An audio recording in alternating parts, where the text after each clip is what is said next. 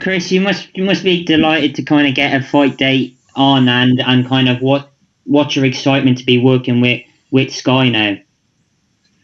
Absolutely, yeah. I mean, listen, it doesn't get any bigger than Sky Sports in the UK. You know, I've had some great experiences fighting on Sky in the past, and now to be, you know, partnering with them officially is it's amazing. And you know, there's some big fights to be made out there, and for them to be on Sky Sports is going to be an awesome opportunity. I mean, you mentioned those big fights. I mean, what is your kind of aim over the next kind of 12 to 18 months? I imagine it's to kind of put the foot down and get some big fights lined up. Yeah, I mean, you know, we've got a fun fight October 2nd, just to get me back into the swing of things. You know, I had COVID, and I had you know, some family issues over the last you know, month or so. So, you know, we've got a good comeback fight here. And then after that, you know, we got to get a world title at the end of the year. We're looking at December. I think you know, there's some great fights to be made at middleweight. I've recently been made I think mandatory challenger for the WBA Superior belt after they took the interim titles away. So yeah, we're going to be pushing hard for these big fights end of the year. Wally, I think you've got your hand up. Yeah, Chris, what's been the deal with those WBA belts? Because you obviously spent a lot of money paying the sanctioning fees. Do you get all them refunded?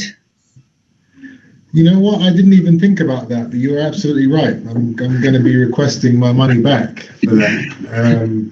I have no idea why that happened.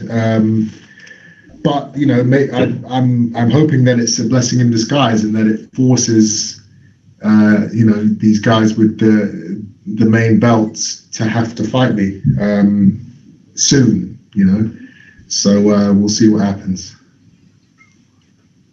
Right. Oh, sorry, go ahead. Go ahead, Wally. When you look at, I mean, would it only be a world title that you'd be interested in? I mean, a lot of people have wanted to see you rematch Billy Joe Saunders for a long time. Not many people are going to want to fight him now he doesn't have a belt. Is he still on your radar, or completely off of it now? I mean, he's not on my radar, but that's not to say that I wouldn't fight him again, because I would, because of the interest in the boxing world. He isn't on the radar, but if that fight can be made, obviously I'm all ears. You know, world title fights or fights that the public are demanding, or the public are going to be super interested in. You know, we're seeing these days now that, you know, belts don't actually have to be on the line for these huge cards and these pay-per-view events to go ahead. You know, we just saw Jake Paul fight Tyron Woodley on pay-per-view, and you know, obviously there's no belt there, but so it's, you know, the landscape is changing. You know, what it means to be a pay-per-view fighter is changing. So in that sense, you know, if there is an opportunity to fight, you know, a big name that maybe it wasn't for a title, then yes, I would accept that route also. Yeah. Thanks very much. Rob? Yeah. Hiya, Chris. I mean, first off, massive sympathy and respect for what you and your family have gone through the last sort of couple of months. Your dad was essentially took Matchroom and Barry Hearn to Sky. Is that something you've spoken about in the last few, when you signing for Sky, that, was it 25, 27 years after him is took a jump from ITV to there, that you're going with them as well, and now they're sort of like standard bearer? Well, I guess this kind of is history repeating itself. My father, you know, he walked this route all those years ago, and now I'm pretty much in the same position, launching this new era of boxing on Sky Sports. So yeah, you know, it's a very cool, it's a very exciting situation I found myself in. You know, this time last year I would not have expected to for any of this to be happening. I was actually with an American promotional company in Showtime and PBC, and then so that was the route I was going down, and then COVID hit, and things kind of weren't progressing how I wanted. So I came back to the UK, signed with the Salem brothers and Wasserman, and now they have joined forces with Sky and Boxer. So it's funny how the world and how life works. But I think everything happens for a reason, and I think now I'm on the right path. Do you think it's super middleweight is it for you now, or do you think middleweight is still a good possibility? No, I mean middleweight is what I'm at. It is where I'm at. I'm not at super middleweight. I'm looking at middleweight fights for the foreseeable future. The only fight that I would move back up to super middleweight for is Canelo Alvarez.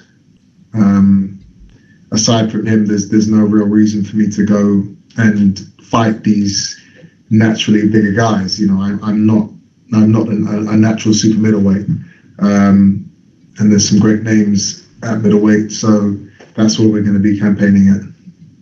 So now he's gone up to super middle. Who do you think's top of the tree at middleweight?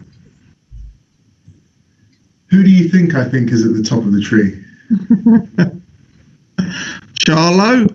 I mean that's someone you would have moved close to at your time of PBC, isn't it? But obviously they moved another way. Listen, if you're going to ask me who I think is the best middleweight in the world right now, you. Oh. I think so. Yeah. There are a lot of good fighters at middleweight, and there's a lot of there's a lot of world titles that are in my grasp in terms of getting in and contesting for, but I don't see any of these guys beating me. Thanks, Chris. Danny? Hey Chris, just to echo what Ron said, I'm sure we're all very, very sorry for your loss. Wanted to ask you, the Top Rank deal with Sky, they've got RYOTA MURATA, who's the WBA Super champion. As you mentioned, you're now the mandatory contender for that title. So was Sky having a link with Top Rank and with Murata by extension, did that factor into your decision? I guess it did, yeah. That fight will now be easier to be made, coupled with the fact that the WBA has now got rid of these interim belts and it has made me mandatory challenger. That's the fights should be pretty much done. That I don't see how it could not happen now. So it's just up to my promoters now and Sky Sports to put it together. And if it does come together, how important would it be to you to get that fight here in the UK rather than potentially travelling over to Japan? Or would that maybe excite you? Would it excite me? I wouldn't say it would excite me. I'm not the type of guy that is excited or worried about fighting in anywhere. It doesn't matter if I'm in the backyard or if I'm a home crowd. But obviously, I want a fair playing field. He's going to have probably a big advantage fighting in Japan. So that is a risk. So if I prefer somewhere neutral. It doesn't have to be in the UK. I would love for it to be in the UK. But if it wasn't here, then somewhere neutral would be preferable. Thanks.